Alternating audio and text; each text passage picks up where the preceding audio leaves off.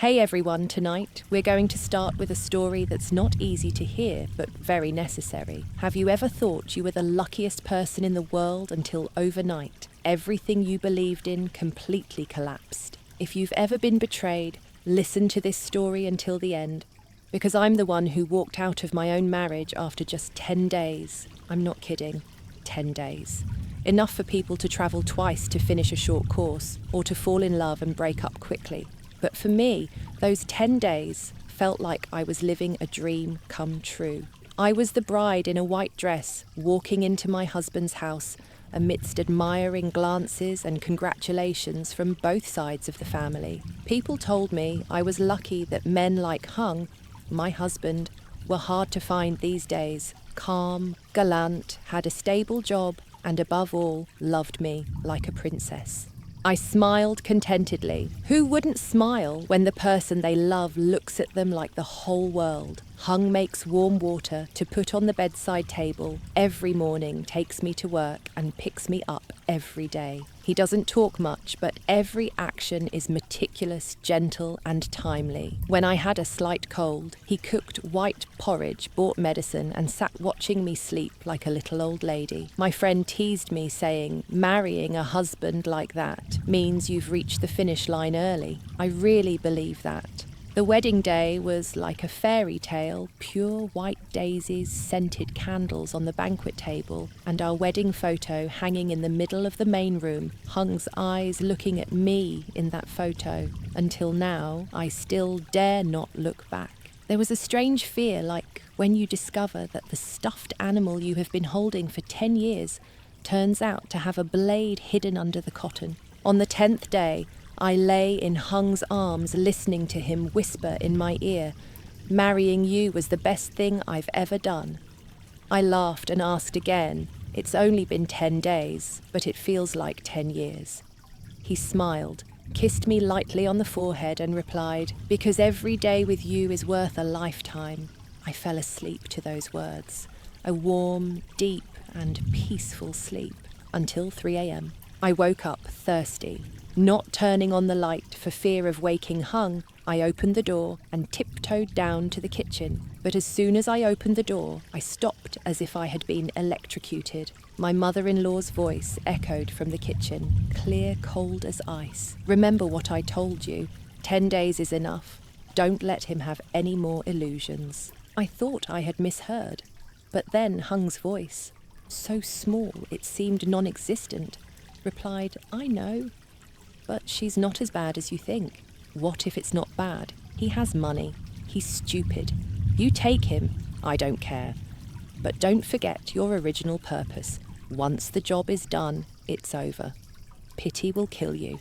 Every word was like a needle piercing my flesh. I don't remember how long I stood there, but my hands were shaking and my legs were numb as if all the blood had been drained. I stepped back and quietly returned to my room. In the dark room, the bed where I had slept was still warm, but I couldn't lie down again. I packed my things. I didn't turn on the lights. I didn't fold them. I just stuffed whatever I could into the suitcase. I didn't cry at that moment. I just felt a headache and a lump in my throat, as if something was blocking it.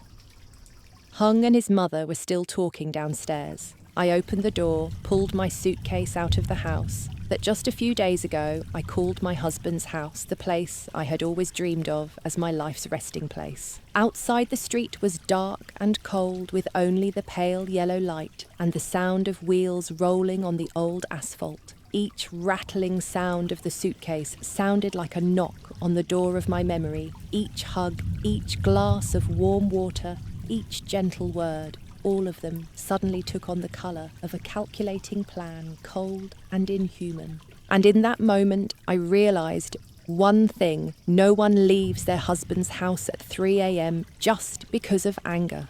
Only someone who is deeply hurt dares to step out of the warm blanket, out of the marital status, out of the so-called face with relatives, to choose to leave in silence. It is often said that women marry to rely on their husbands, but if the husband and mother-in-law conspire together to get money, or worse, trust, then where can they rely on? There was an interesting thing I read in a book. People often use sleep as a way to temporarily disconnect from life. But that night, I was awake to the core. You probably won't survive if you're me, but you will survive if you step out. So before you get too comfortable, take a moment to like the video and subscribe, but only if you actually like what I do here. Let me know where you're listening from and what time it is. Now turn off the lights, maybe turn on the fan for some soothing noise, and let's get started tonight. I dragged my suitcase through the small village road where the night dew still clung to the leaves, and the damp ground, the moisture seemed to cover my eyes with a thin layer of mist. No one was awake at that time, of course. At 3 a.m, who would wander around like a soulless person on the village road except for someone who had just left her husband's house because she discovered that she had been betrayed in the room she called home? I was one of those rare people. I didn't cry. Not yet. Actually, I couldn't cry. My body was frozen. My heart. Never mind. The only feeling I had was emptiness. Like standing on a theatre stage when suddenly the lights go out, the curtain falls, and you realise you're just a spectator who mistook you for the main actor. The bus station was about 3 kilometres from my husband's house. I walked there without taking a taxi or asking anyone to pick me up, partly because I didn't want to see anyone and partly, strangely, because I wanted to prolong the pain, as if while you're still in pain, what you've just experienced is still real. It was still dark, but the sky was beginning to crack with silver on the horizon. The vegetable vendors had already started pulling their carts to the market, as quiet as I was now. I sat down on an old stone bench at the deserted bus station, hugging my suitcase, like a child hugging a pillow to sleep. I closed my eyes not to rest, but to imagine that this was just a bad dream. Then, when I woke up, Hung would make a cup of warm water, put it by the bedside smile and say, "It's morning, my princess." But my phone remained silent. No text messages, no missed calls, no apologies, no pretense of concern from Hung, the man who once held me every night and said he would protect me from the world. They say that men who cheat are good at disguising their actions as kindness. I didn't want to believe it, but the way Hung didn't bother to look for me, even though he knew I had left, made me face a terrible possibility. I might just be a commodity in an emotional investment deal. I remembered my mother, the one who sold the land near our house to hold my wedding so that she could show face to her relatives. If she knew that her daughter had left her husband after only 10 days, would she collapse in shame? Thinking about that, I took out my phone, then put it down again. I didn't have the courage. I sent a short message to Huang, my best friend from college. I need to stay for a few days. Don't ask any questions. I'll tell you later. Immediately, Huang texted back with just one sentence. Just come. We'll figure out everything else later. Huang lives in a coastal province nearly 5 hours away from the city by car. I bought a ticket for the earliest trip at 5:10 a.m. and boarded the bus without remembering the last time I slept. I sat in the last seat next to the window. The cold wind blew through the cracks in the glass, whistling like it was tearing my heart apart, but I didn't close the curtains.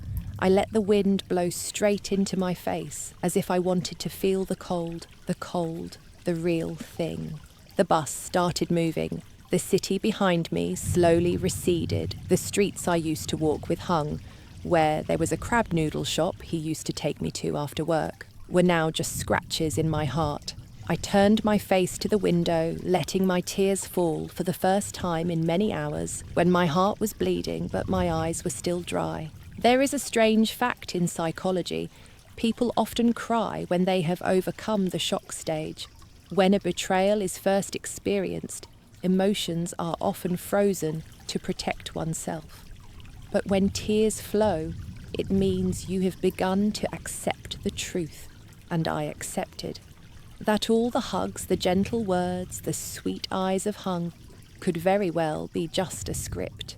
A role so excellent that it fooled even me.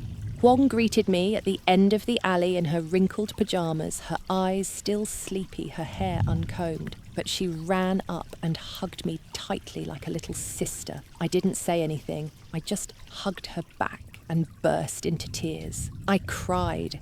I cried like I had never cried before. I cried because I was insulted, because I was betrayed, because I was looked down upon.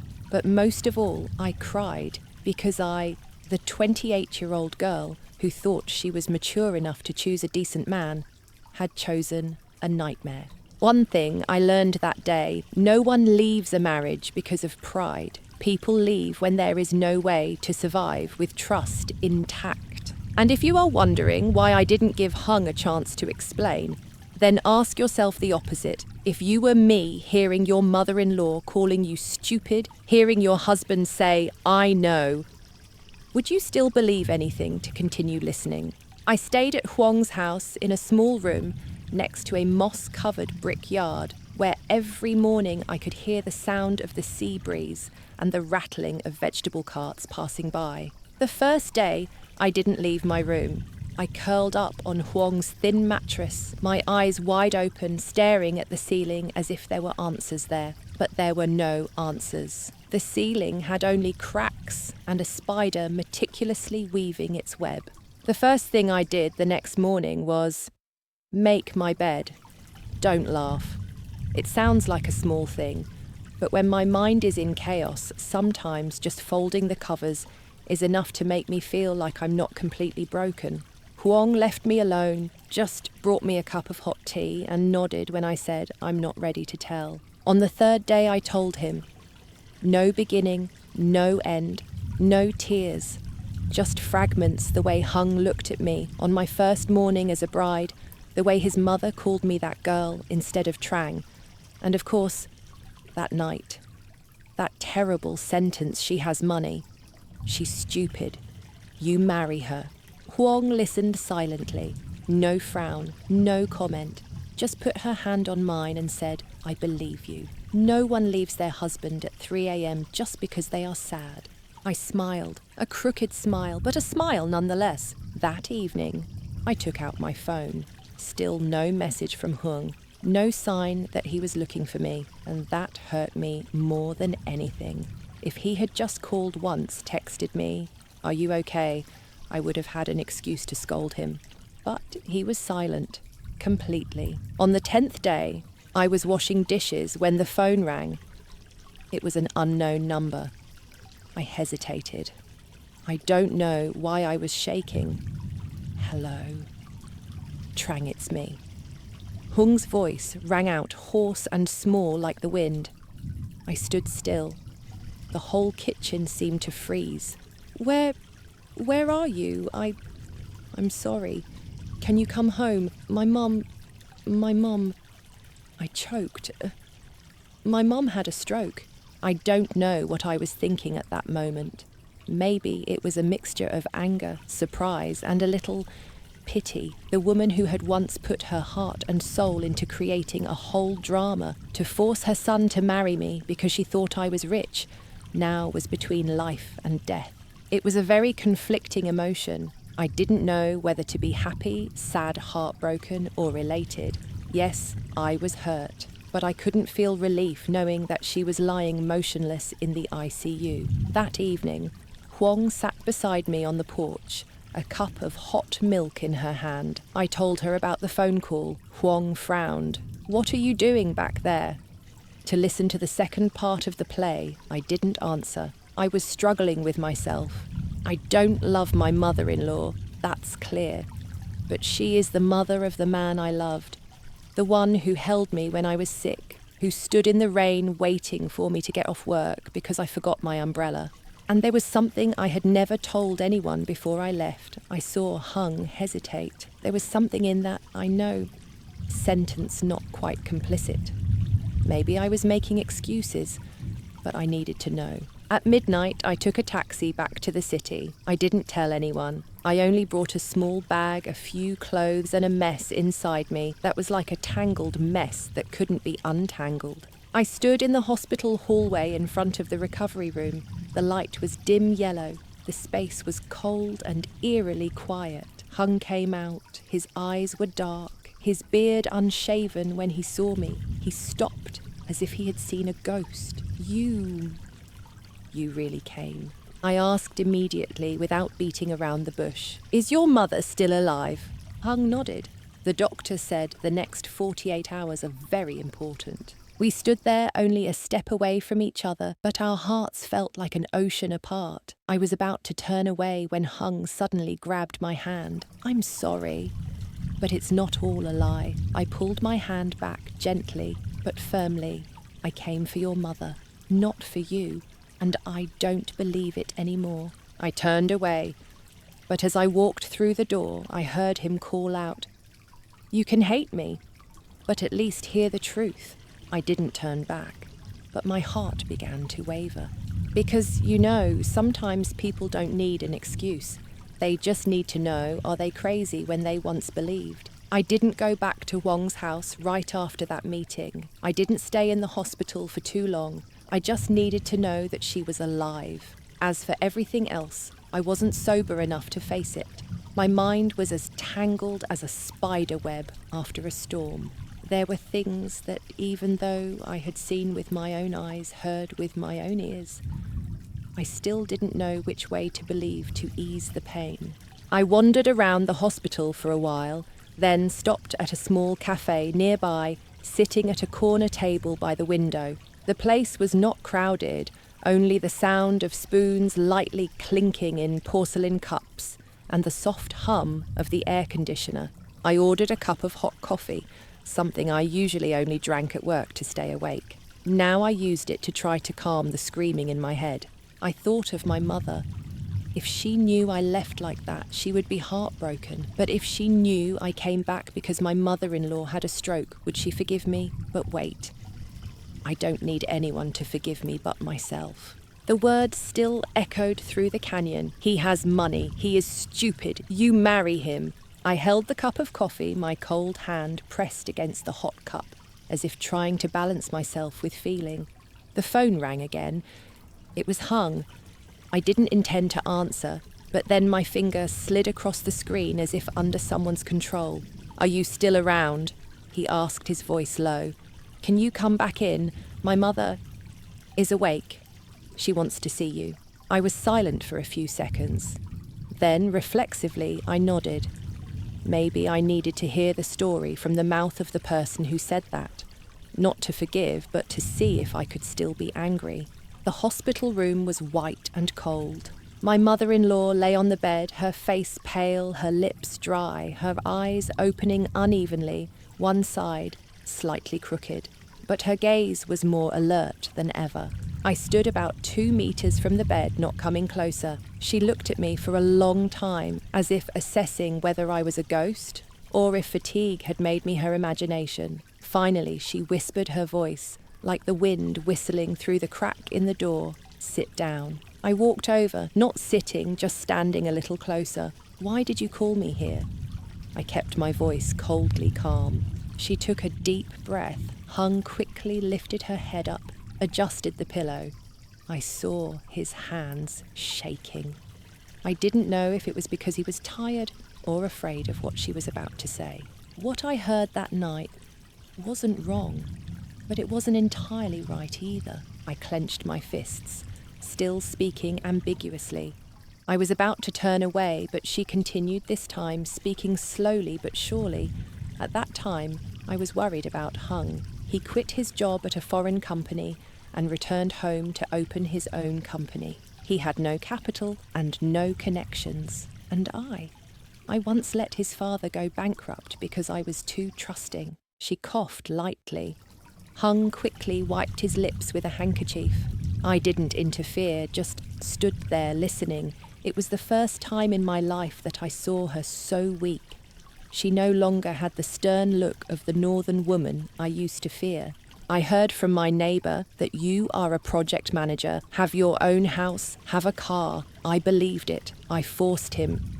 I said, marry you, you are my beloved wife. As long as you have money to invest, that's fine. But this guy, he betrayed me. I turned to look at Hung. He bowed his head like a scolded student. She continued. He didn't ask you for a penny. It's not like I thought. I said he seduced you, but he only took care of you. He really loved you, but I don't believe it. I lost everything, Trang. Now, I just want my son to be okay. I stood still. I said nothing. The eternal question of those who have been hurt echoed in my mind. So you knew you were wrong, but you did it anyway. Hung spoke for the first time. I was wrong for not telling you sooner, but I never loved you for your money. I looked straight into his eyes gently but firmly. So if I didn't hear anything that day, when would you have told me? He didn't answer right away. He just shook his head slightly. Maybe when my company is better, when I'm brave enough. But it's too late. I know. I took a step back, not because I was afraid, but because I didn't want to stand too close to something I didn't fully believe in. I don't expect you to forgive me, my mother-in-law whispered. I just hope that Hung won't lose the only person he has ever been sincere to. I didn't reply, but something in my heart trembled slightly. I didn't know if it was pain or fatigue. I just knew that when I left the hospital room, my heart was no longer as tense as a string. Behind me, Hung called me again Trang. If you want to hear everything, just text yes. I'll wait. At your favourite coffee shop on the old street corner near the park, even if it takes a day, a month, or a year. I didn't turn back, but I know I started thinking about texting that. Because forgiveness is not forgetting, it is daring to face. I didn't text Hung right after that day. I didn't delete his number either. I left everything in limbo, just like how my emotions were drifting between two shores, forgiveness and determination. Every morning I still woke up on the small bed in Huang's house, lifted the curtains to see the sunlight through the treetops in front of the door, listened to the sound of the waves in the distance, and reminded myself I don't need to make a decision today. I started helping Huang do online work. She sells handmade products, simple but very hard. Every day she packs stamps, replies to inbox messages from customers, sometimes even gets orders cancelled. She often complains cutting the tape and saying customers nowadays change their minds faster than college boyfriends. I burst out laughing, a real laugh, and I know that laugh is the first step to recovery. At night, I couldn't sleep. I lay on my back, staring at the ceiling, trying not to think about Hung.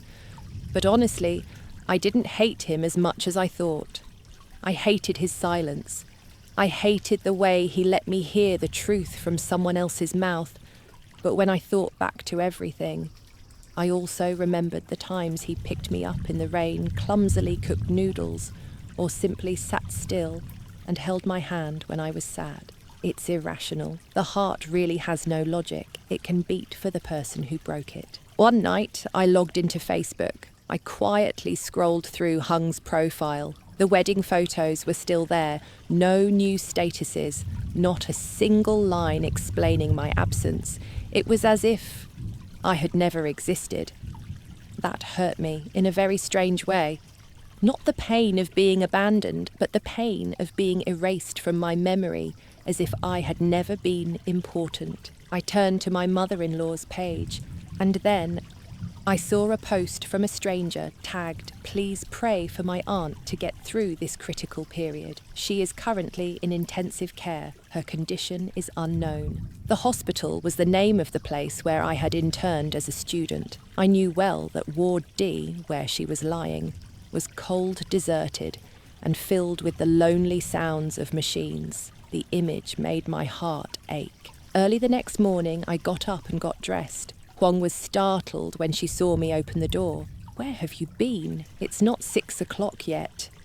I didn't turn around, just said softly, "I need to go and see clearly, to see if I can still hate myself." I stood in front of the hospital, my hands shaking slightly. Part of me wanted to run away, but the other part of me stood there, anchored by the unexplained words. Hung appeared.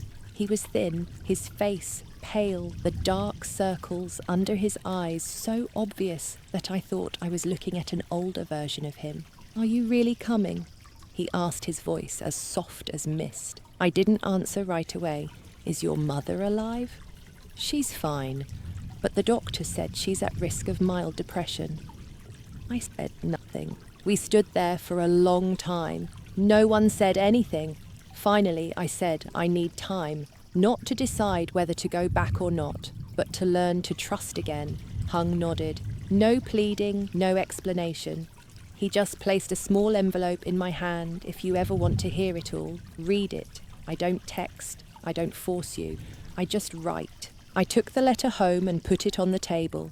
I didn't open it right away. I made a cup of hot tea and sat looking at it like a Pandora's box. Inside it could be anything, salvation or despair. Huang came back and saw me looking at the letter like I was looking at a bomb. She didn't say anything.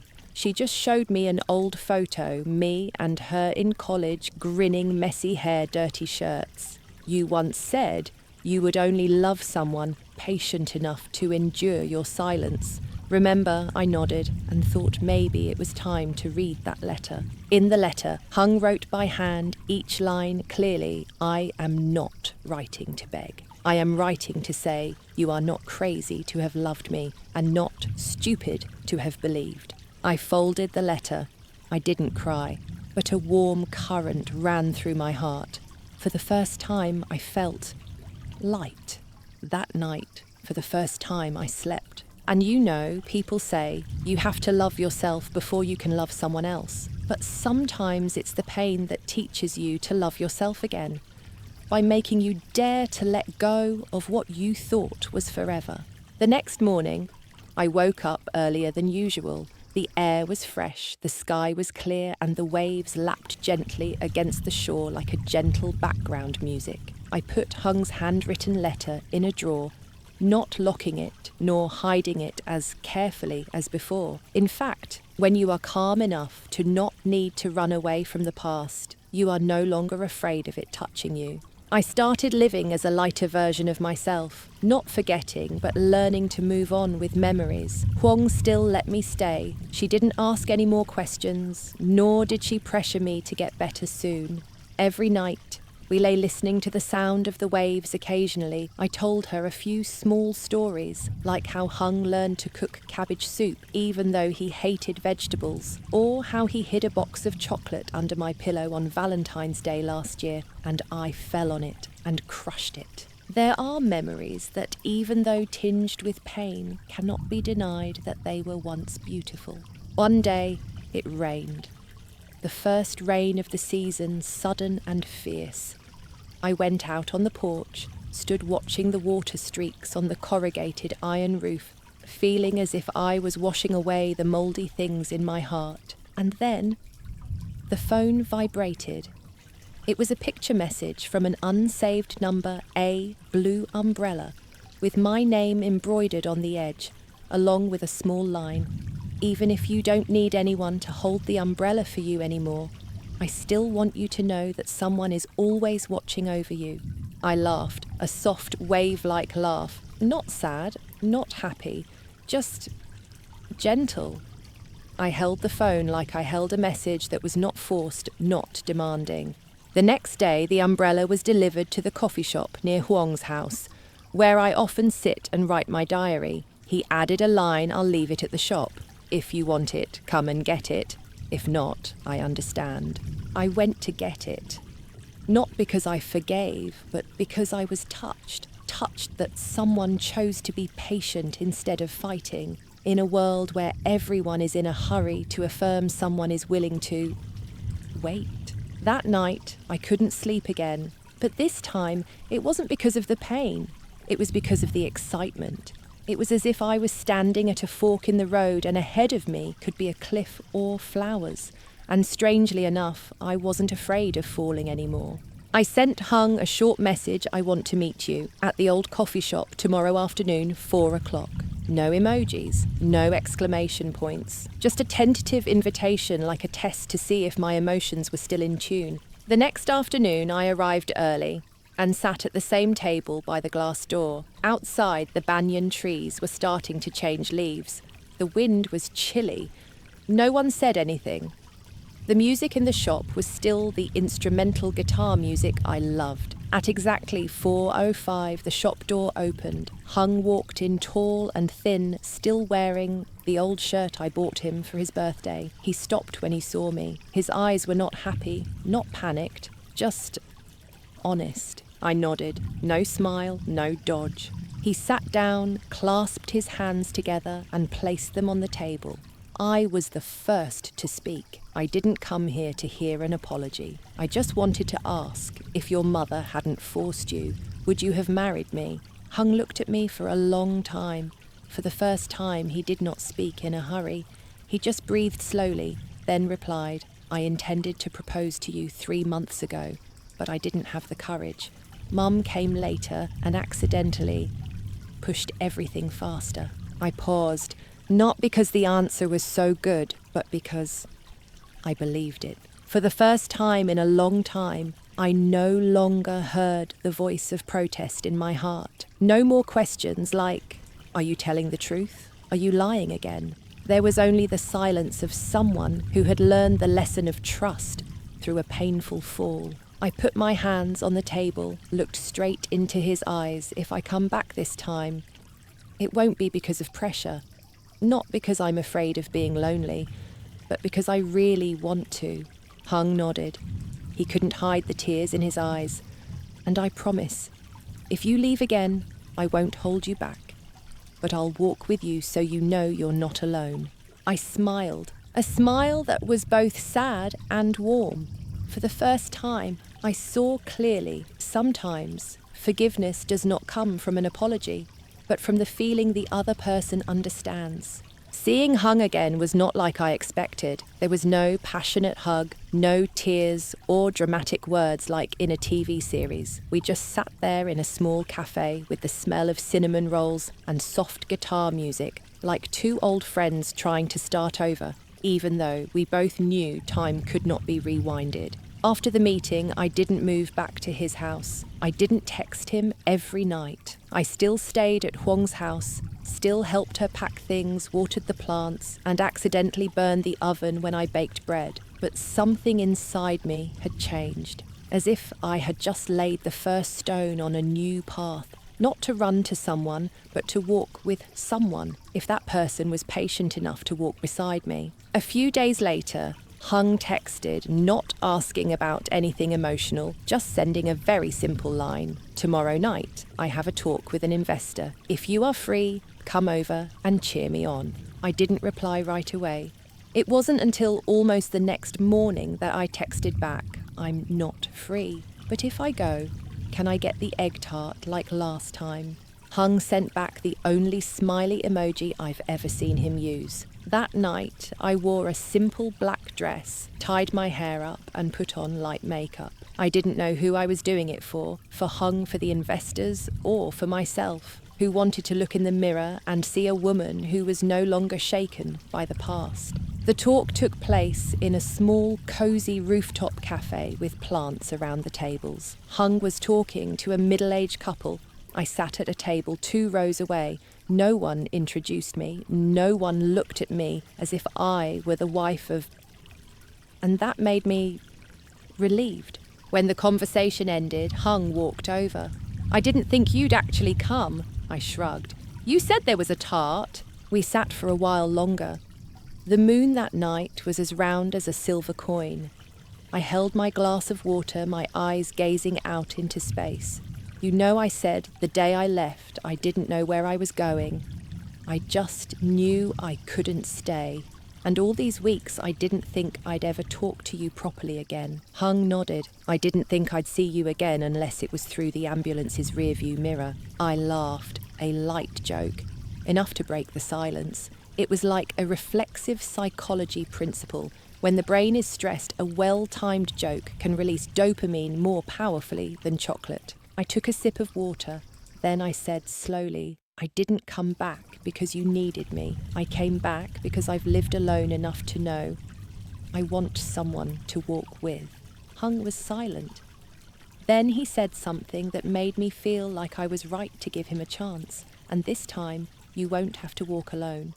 But you can stop at any time. I'll just walk beside you, never in front to pull, nor behind to push. Here's the strange thing: when someone really understands you, they don't need to say much. Just picking the right place to hang out with you is enough.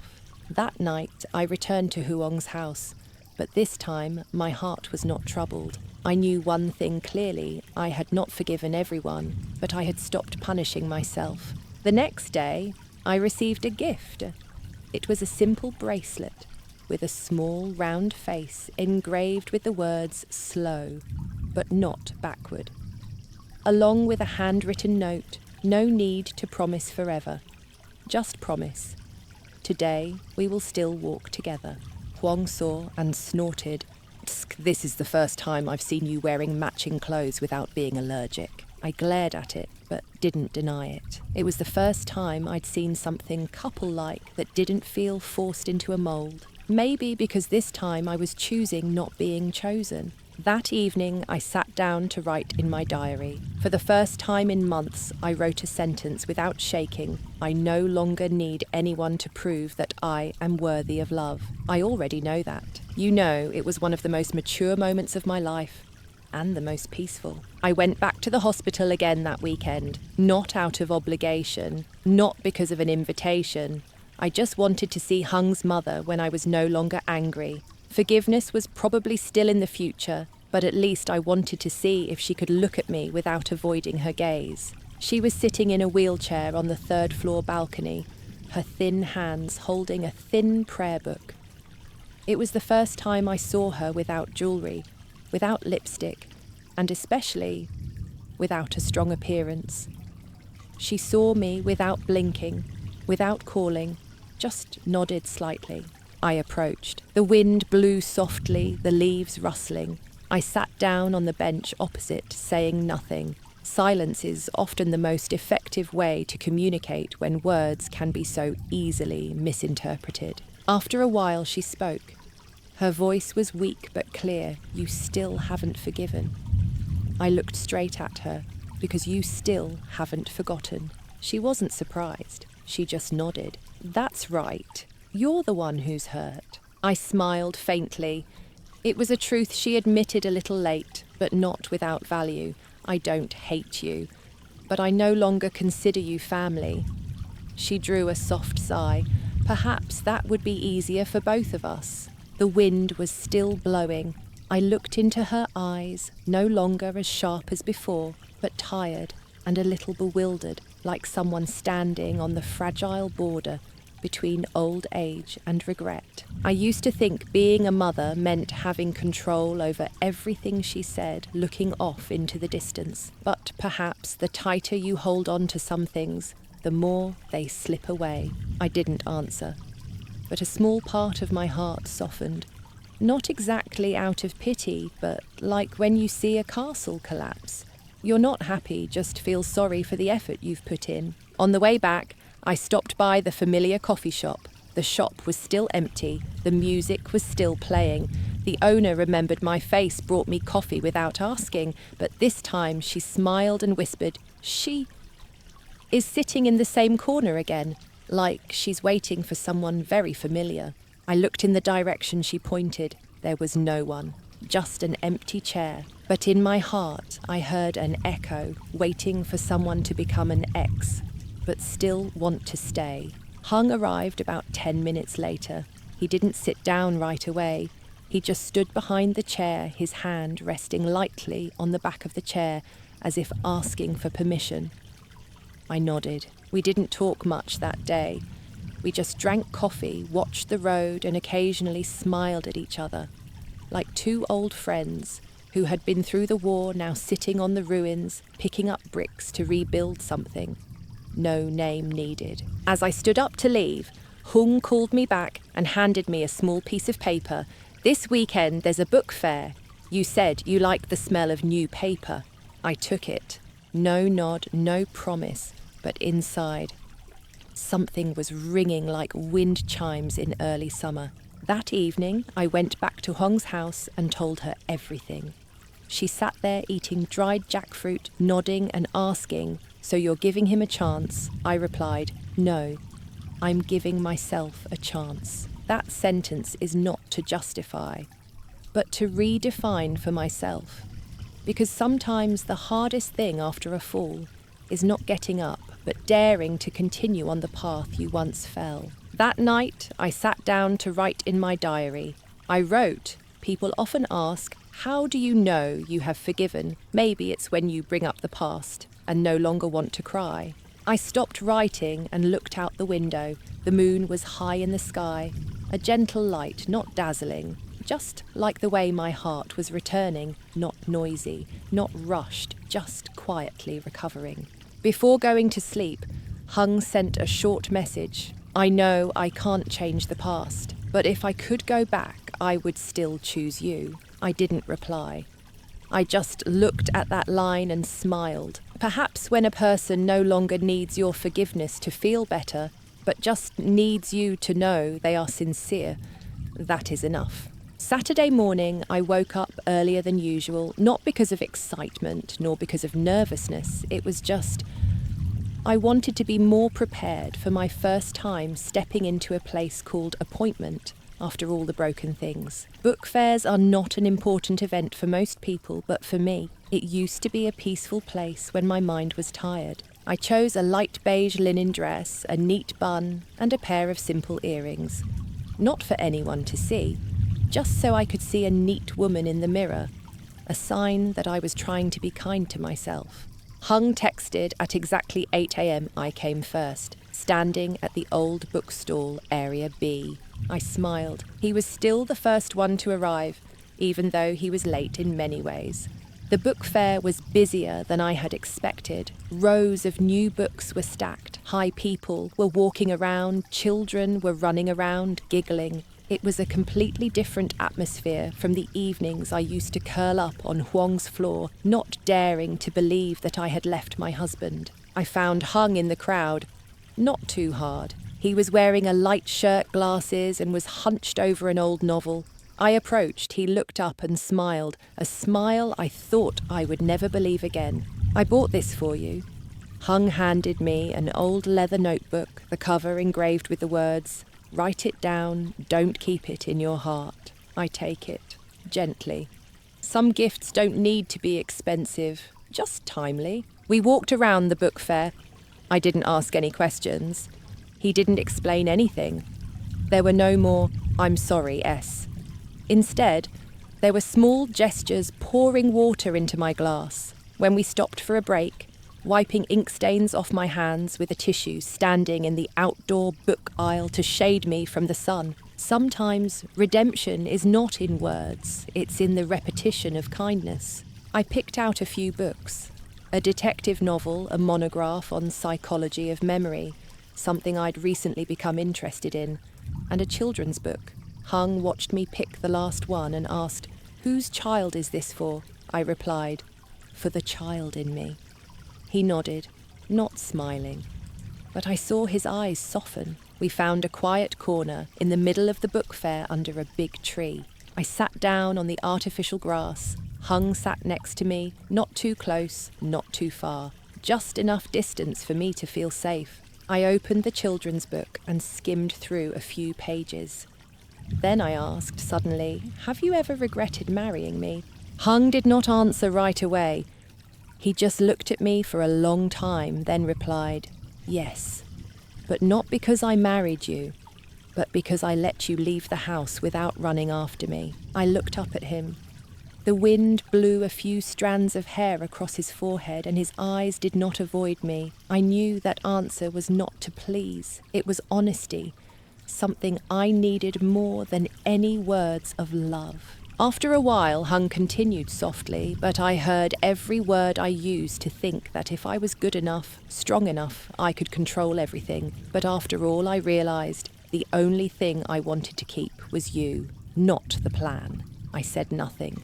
I just lightly touched the leather notebook I had just received and asked if I were to rewrite this story. "Would you think it would be a tragedy or a revival?" Hung replied. "I think it would be the truth, and the truth does not need to be classified." It just needs to be told. The answer made me silent for a long time. Maybe he was no longer the man I married, but maybe because of the breakup, he became the man I need now. On the way home, we didn't hold hands. It wasn't necessary, but when we crossed the street, Hung raised his hand to block my car, like a reflex, like how kind things don't need to be reenacted if they're real.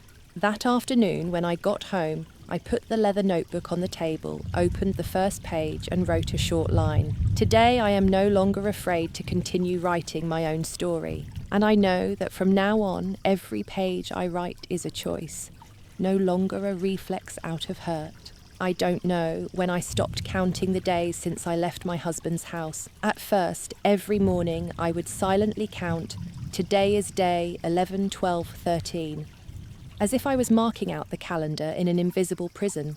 But then, one day, I woke up and realised that I had skipped that number. And strangely, I didn't feel out of control, but rather relieved, as if I had just unpacked a backpack of the past. Hung still contacted me regularly, not too often, just simple text messages. It's raining today, remember to bring an umbrella, or I just read a book, there was a passage that sounded a lot like you send me a few lines. I don't always reply, but I read, and I know you don't have to say you love or care. Sometimes just knowing that someone still thinks of you in the little details is enough to heal an old wound. One afternoon, Huong pulled me out onto the balcony, holding a glass of sugarcane juice and a look on her face that said, I can't take it anymore. Do you still intend to live a drifting life, like a character in a long-running novel? She asked, half joking, half serious. I exhaled. It's not that I don't know what I want, I'm just afraid of going back and having everything repeat itself. Huang sat down, propped her chin on her hand, looking at me as if I were a difficult problem. You trusted me once and were betrayed. Now you trust me again if I betray you again. What then? I didn't answer right away. But then I looked up, my voice low but firm. At least I didn't live a cowardly life for fear of repeating myself. That statement wasn't a bold statement. It was a gentle surrender to something I've come to realise. Being hurt once doesn't mean you're forever unworthy of being loved again. That night, I packed a small bag, just a few clothes, a pair of sneakers, and the leather-bound notebook Hung had given me. I didn't call a taxi, didn't give him any notice. I only texted him one line when I was standing at the door. Do you still have the house key? Less than a minute later, the door opened. Hung stood there saying nothing, just looking at me with eyes that couldn't hide their emotions. Not joy, not surprise, but gratitude, as if he understood that I didn't come back because he deserved forgiveness, but because I deserved the right to forgive if I wanted to. I walked into the house, the one I had left in the middle of the stormy night, and for the first time the darkness was no longer there. The living room was the same, the brown sofa, the silver curtains. Only our wedding photo had been taken down, replaced by an abstract oil painting. I asked, "Where is the photo?" Hung said softly. I put it away. Not because I was angry, but because I didn't want to force you to see it when you weren't ready. I sat down on the sofa, hugging my knees, looking around. Everything was still familiar, but no longer painful. Like when you listen to a song that used to be associated with an ex. At first your heart aches, but after a while you just realise it's an old melody. Hung sat beside me, keeping a reasonable distance. He asked, "What do you want for dinner?" I looked at my watch. It's 8 o'clock. "You're still cooking at this hour." He smiled. Egg porridge, still the only dish I can cook without burning it. I didn't say anything, but my heart softened in a very real way. When the porridge was done, I sat down to eat in the kitchen. A place I once thought was the battlefield between mother-in-law and daughter-in-law, but now it was just a small kitchen with yellow lights and the faint smell of ginger in the air. Hung looked at me, still holding the spoon in the pot. I didn't say I was coming back. I nodded, because I didn't. I just said I was coming, and that's enough. Not every door needs to be slammed shut or opened wide. Some doors just need to be slightly opened to let the person inside know there is still someone waiting outside. That night, I slept again, not on the old wedding bed, but on the sofa, a place I had chosen. Hung spread the blanket, placed a glass of warm water and a small clock by the pillow. Before turning off the lights, he asked softly, "Are you scared?" I shook my head. No. I just need time. He smiled, and I will wait, just like the first time I waited for you at the wedding. But this time, there is no one behind me urging me. I didn't answer, but deep down I knew this wasn't a new beginning. It was a continuation of an unfinished story that we had both grown up to write. I woke up in the middle of the night, not from a nightmare, but from an unusual silence. In the familiar living room, the soft glow of a nightlight cast on the ceiling, reflecting the silhouette of a man learning to make peace with his memories. I sat up, pulled the blanket close to me, and quietly looked out the window. Outside, the street lights were shining on the treetops. The wind blew through the cracks in the door, creating a rattling sound like the gentle knocking of time. For the first time, I felt that staying was not weakness but courage. But on the table, the leather-bound notebook was still there next to the glass of warm water that Hung had left. I opened it and wrote a few lines. I don't forgive, because the other person deserves it. I forgive because I don't want to let the hurt decide the rest of my life. When you begin to understand that forgiveness is an act of freedom, not a concession, you will find yourself feeling much lighter. The next morning, Hung didn't wake me up. He just left a note, "I'm going out for an early meeting. You can sleep in. Coffee in the thermos." I smiled. The words were unimportant, but they made me feel good. Not because they were kind, but because they carried no expectations. Like someone offering you a chair, not forcing you to sit, but there if you wanted to rest. I spent the morning walking around the neighbourhood, the road in front of my house, the PHO restaurant at the end of the alley, the row of deciduous trees. Everything was still the same, but I, the one walking among the old images, felt like a new version of myself. Not because I had completely changed, but because I had learned to accept myself, even the weak parts. I stopped by a small shop and bought a grey woolen scarf, not to give it to anyone, but to remind myself I still have the right to choose something warm on a cold, windy day. In the afternoon, when Hung came home, I was cutting fruit in the kitchen. He stood at the door, not coming in right away. I didn't turn around, just said, "It's been a long time since this kitchen hasn't scared me." He entered gently, as if afraid to break the silence.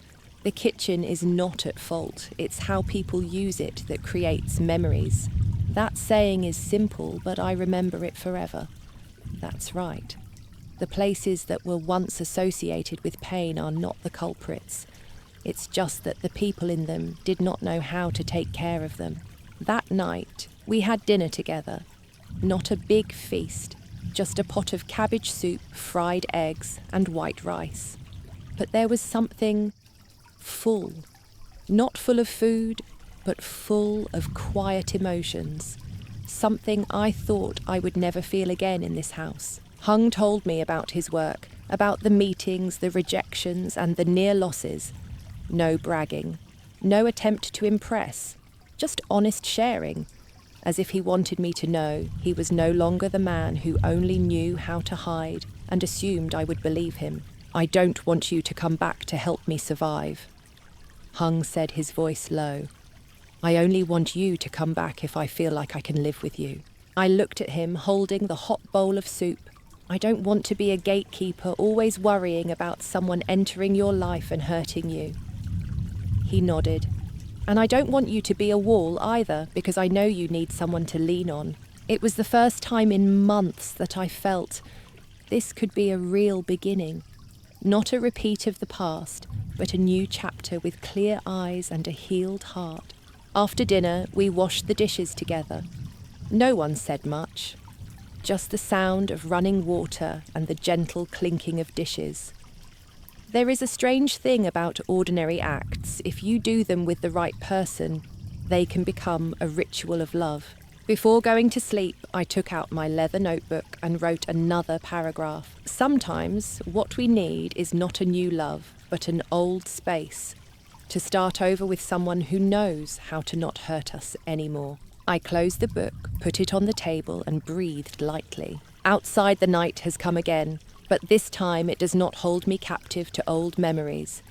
It is simply another evening, peaceful light, like my heart at this moment. One morning at the beginning of the week, while making coffee in the kitchen, I suddenly heard the doorbell. Hung had already gone to work, so I went to open it. In front of me was Aunt Nam, Hung's former housekeeper.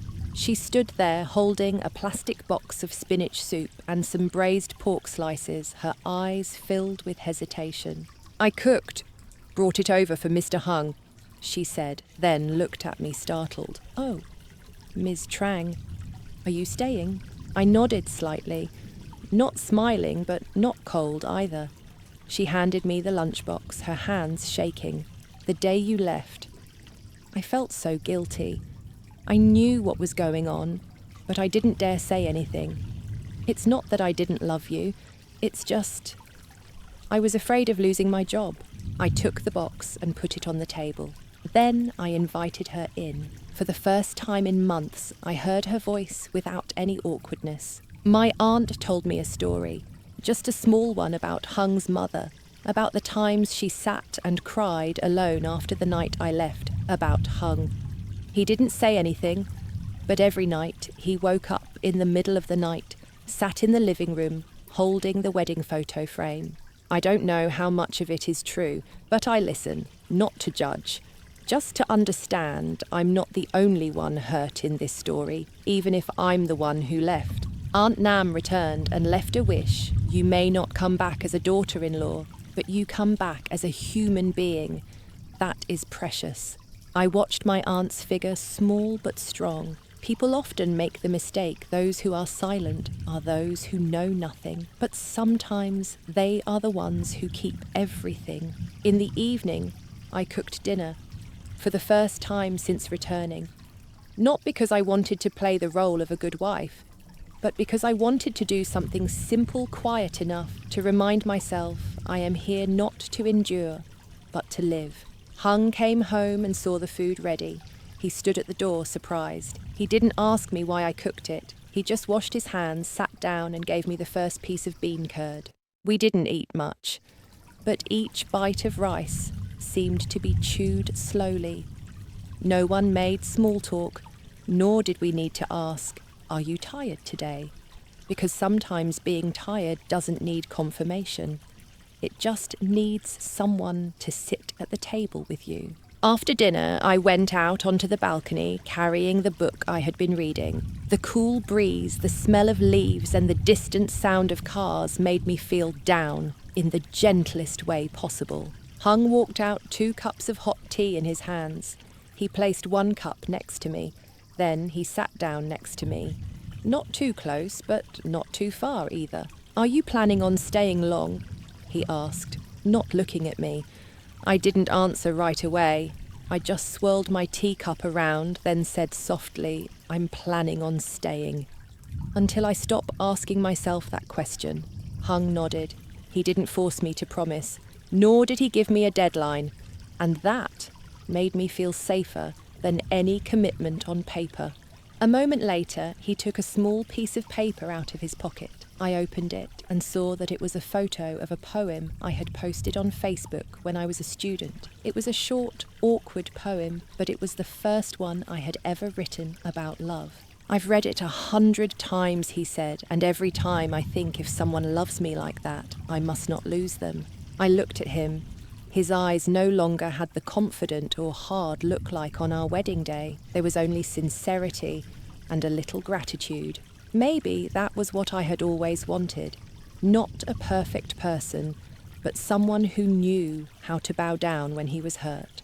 Before entering the house, I looked at him and asked, "If I run away again, will you run after me?" Hung replied, "I won't run, but I will follow far enough so you know you're not lost."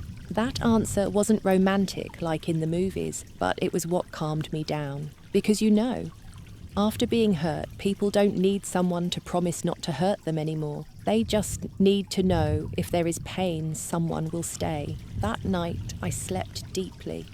For the first time since I overheard that fateful phone call.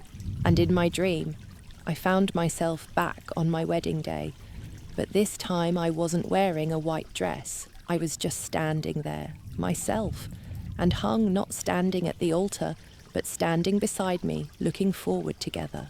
The next day, when I woke up, the sunlight was filtering through the curtains in a surprisingly gentle way. I wasn't awakened by an alarm clock or a voice, but by the smell of toast and coffee wafting from the kitchen downstairs. It was the kind of awakening I'd dreamed of then, forgotten how much I'd wanted. I walked down the stairs, my hair still messy, my shirt still untied. Hung was standing with his back to me, holding a sandwich clip in his hand, fumbling to pick up a sandwich that had just burned the edge. I crossed my arms and leaned against the wall, grinning. Are you going to burn my breakfast or test my patience? Hung turned around, startled, and smiled awkwardly. I thought you would wake up later, so I took the opportunity to surprise you. I walked over, picked up the burnt bread, examined it, and nodded. What a surprise. This is the first time I've seen bread used as a weapon. We laughed. Real laughter. Not forced. Not tired. Not hiding anything. It was then that I realized laughter, when used at the right time, can change the way a heart deals with pain. After breakfast, I was cleaning the kitchen and accidentally opened the old drawer where my mother-in-law used to keep her notebooks and papers. There were still some notebooks, pens, and an old diary. I didn't intend to read it, but when I picked it up, a page fell out. It was an unsent letter, addressed to me. I sat down and opened it. The writing was shaky and the ink was smudged in places, but it was still readable. PG, I don't know if you'll ever come back to this house, but if you do, and if you happen to find this letter, then perhaps I should say something. I thought I knew it all, but it turns out I only knew how to defend myself, not how to love.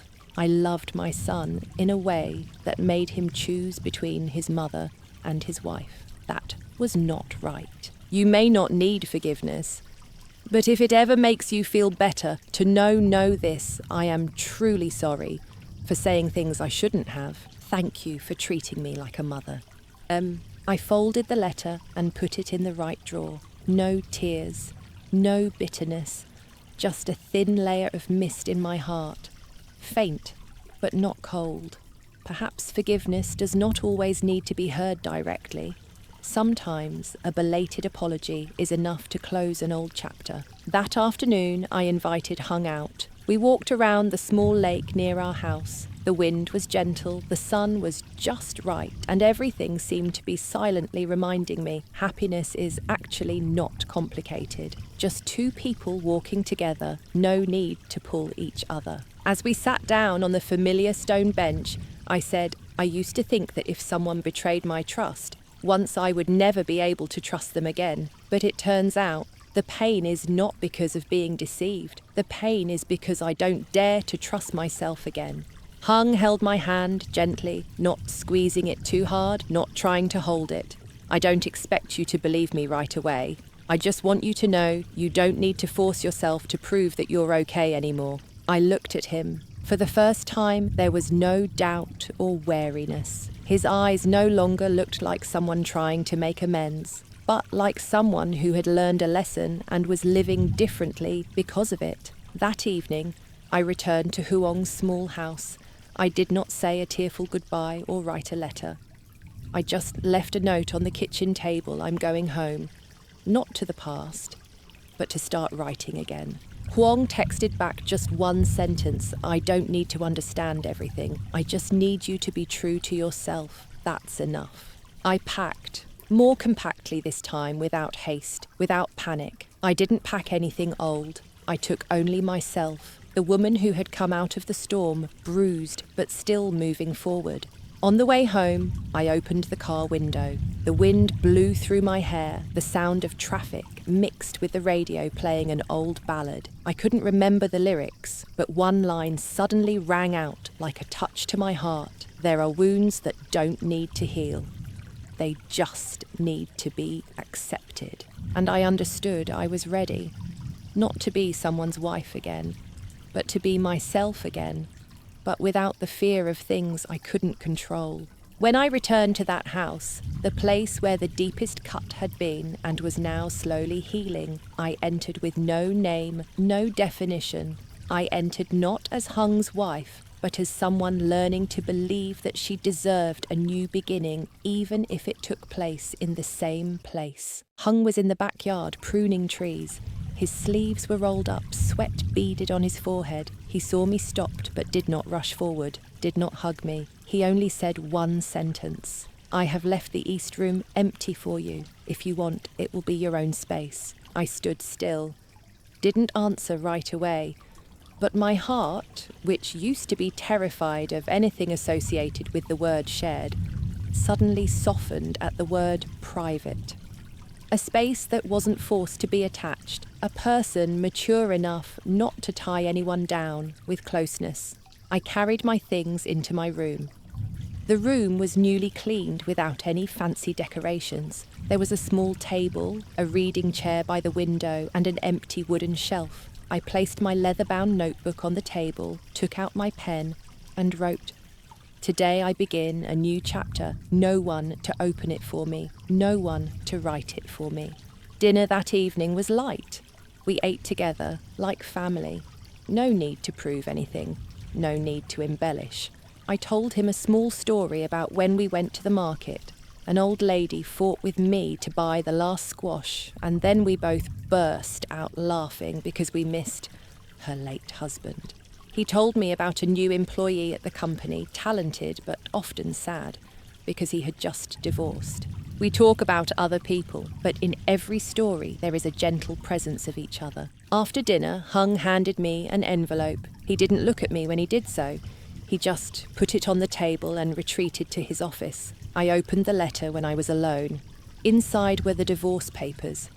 Signed in advance. He had included a note. I kept it because I thought you would need it to feel free. But if you don't need it anymore, I'll tear it up. I picked up the paper, the light from the desk lamp highlighting the firm strokes. Not a plea, but a choice, rare and precious. I folded the paper and put it in an envelope. Didn't tear it, didn't burn it.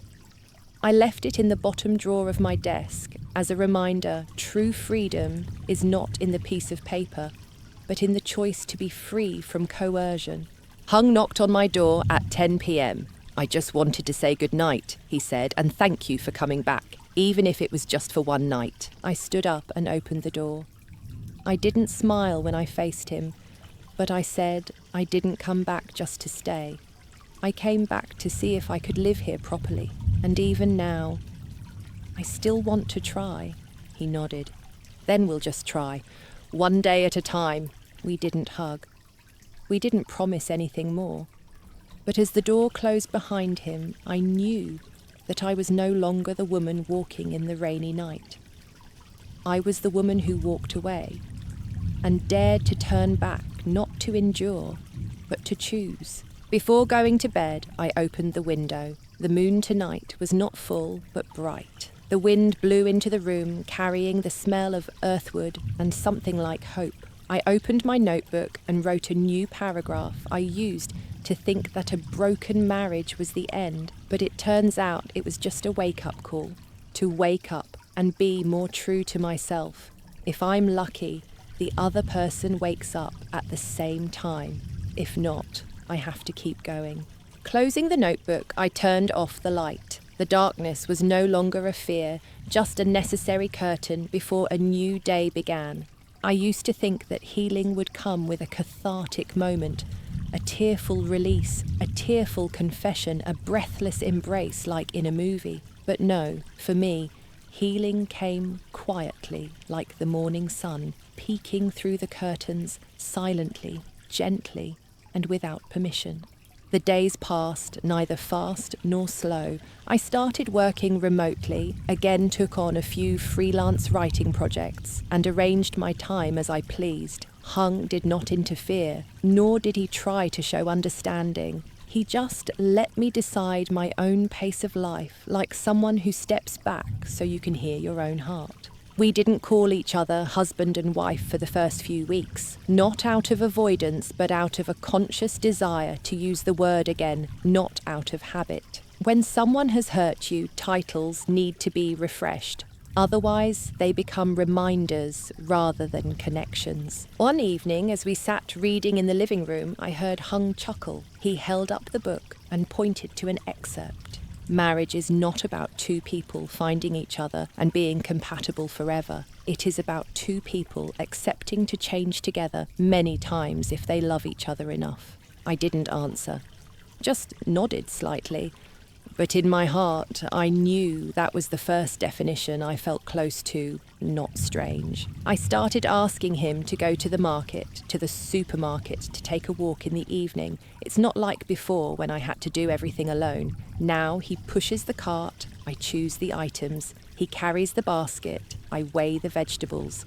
Maybe someone else sees it as trivial, but to me, it's a normal thing that used to be too luxurious. One time, when I was buying dried shrimp, I blurted out, "Make squash soup like your mother used to make." Hung didn't answer right away, but I saw something strange flash in the corner of his eyes as if I had just given him back a part of a memory he thought he could never recover. That night, we cooked together. No arguing over spices, no fighting over the ladle. I washed the vegetables, he chopped the garlic.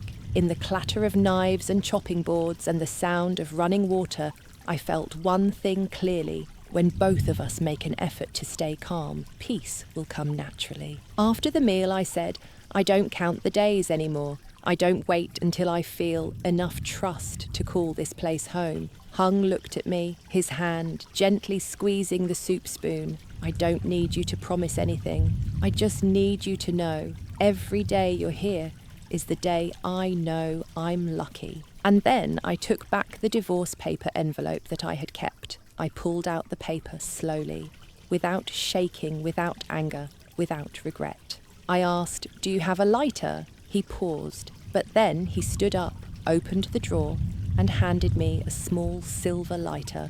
I lit the paper, burning every corner, and folded it in a metal tray. Not because I want to erase the past, but because I no longer need the right to leave to feel strong. When only ashes remained, I said softly, almost in a whisper, "Now you can choose to stay, without fear of being held wrongly."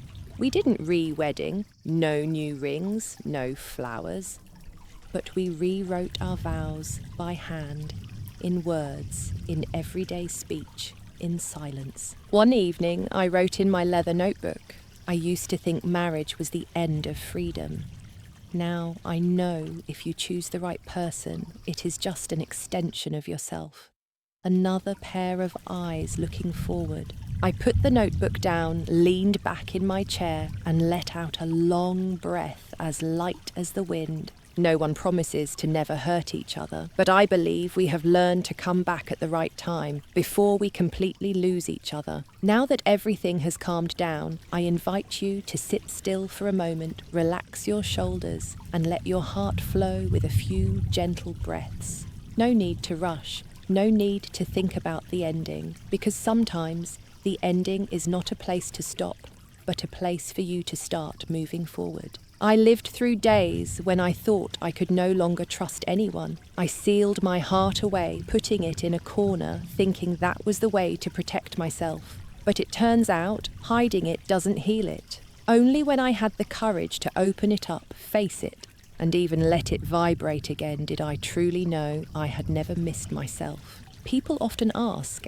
how do you know if you should stay or leave? I don't have the right answer, but I do have a very clear feeling if staying makes you feel constricted, contracted, afraid, then you're probably in the wrong place. But if every day you feel yourself opening up a little, breathing a little easier, softening a little, then maybe you're on the right path. I tell this story not to teach anyone how to live, but to show you that you are not alone if you leave, and you are not weak if you come back. Now, close your eyes, take a deep breath, and let the sounds recede like the slow fall of night. All the hurt will fade away like a distant echo in your sleep. You're still here, and that's beautiful enough.